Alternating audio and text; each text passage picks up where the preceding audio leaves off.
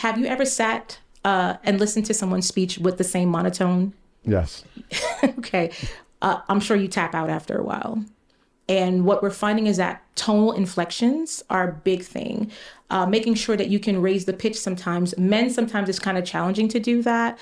Women, we are more prone to do those things, but you'd be surprised. There are people that have mastered the art of public speaking where they've learned to match intonation. So learning when to go low in your tone, learning when to go higher in your tone.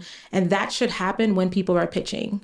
I actually teach a lot of speakers when they're on stage, when they first make an intro, to make sure with intonation as a speaker that they are practicing with their pitch control going up and down. It does something to the listener, and it's going to do something psychologically to you as well. And so that's one of the things I will say with intonality. When it comes to projection, I can't stress it. Microphone etiquette is the microphone is a connection to your voice. It continues your voice. Most microphones are one directional. So when you're on stage as a speaker, and I've seen this even in pitching, the last pitch, I was a pitch judge at the last competition. I had speakers who were literally had their mics down here. And at the end of it, people couldn't really hear. You'd be surprised how that will affect a person's pitch.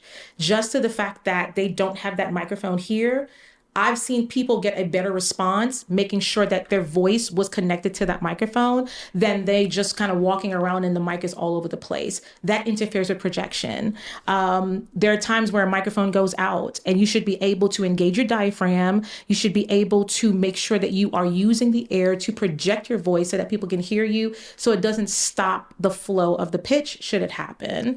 The other thing that I would say is definitely breathing exercises. It not only helps with reducing stress and anxiety and nerves and stage fright, but it also really helps with making sure that the quality of your sound is actually what it needs to be so that you can be able to effectively communicate to the audience and get your point across.